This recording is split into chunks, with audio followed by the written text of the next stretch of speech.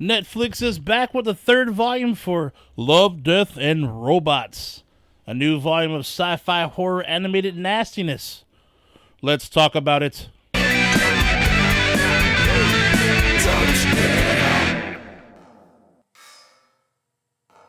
The entire series is available on Netflix, and this volume contains 9 episodes with well-known directors and actors lending their voices. Now, I'm gonna give a little synopsis on each one and my opinion on each one as well. And shit, let's do it, man. So first one's called 3 Robots, Exit Strategies.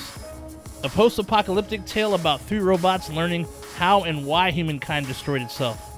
It's a short but funny and entertaining story. Not much action in this one, but dude, the fun banter between the robots in this one is great. Plus, the ending will have you laughing your ass off. But this has the voice talents of Josh Brenner, Gary Anthony Williams, Kate Lowes, and Chris Parnell. Up next is Bad Traveling, about a group of sailors terrorized by a giant-ass crab-like monster that makes a deal with them to help it travel to a specific island. The problem is not everyone is down with assisting this creature, and that's when the real drama happens. Highly entertaining, very violent, and a well-done story. This one kind of feels like it could be an episode on Creepshow, because it's very horror-heavy, and I like it. And this one was directed by David Fincher. Next one is called The Very Pulse of the Machine. It's about 2 astronauts who crash land on a moon, and they travel to find a signal to call for help. Strange things start to occur, though. The question is, though, are there other beings around? Is there something else bigger happening? Regardless, though, they are not alone on this moon. Now, in my opinion, this is the weakest of the bunch. I guess some would call this hard sci-fi. Personally, I call it boring as hell. This one is one of those like higher spiritual ones that go deep into the mind, take you to a higher consciousness. Ain't for me though, but you may like it, but like I said, it's not Shay Nasty though. But up next is Night of the Many Dead. Dude, this was about how the zombie apocalypse began and spread across the entire earth. But the best part is how it began. It's by a couple literally just banging at a gravesite. And the rest is history, dude. That scene alone will have you dying. This sort of reminds me of Return of the Living Dead when it comes to the story, at least a little bit, like the genesis of it and whatnot. But this one's pretty cool because the camera angles are from afar, and the characters are tiny with like these tiny ass little voices. Like, hella funny, dude. Well done overall, man. I mean, oh, I'm telling you. It goes to show you to be careful where you and your loved one decide to handle business, because what may be a private affair could turn to something, actually could turn to earth ending. Anyhow, up next is Kill Team Kill, an all-out action story about soldiers who battle it out with the ultimate apex predator. And I don't mean the Predator, but actually a genetically engineered bear. Now this one I say think Terminator meets Predator, and this is what you get. Lots of nasty violence and a whole lot of curse words, dude. They go all out in this one, man. It's nuts. I'm talking hella cursing, dude. Another extremely violent episode, which I enjoyed a whole lot, like it a lot. This one stars Joel McHale, Seth Green, and Gabriel Luna. Definitely one to watch. Action horror at its finest. Shay Nasty approved.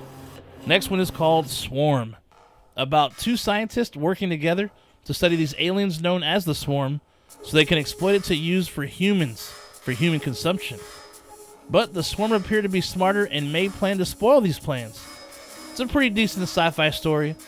This is a story about humans basically getting what they deserve for trying to abuse what they learn. But it's what we do best, right?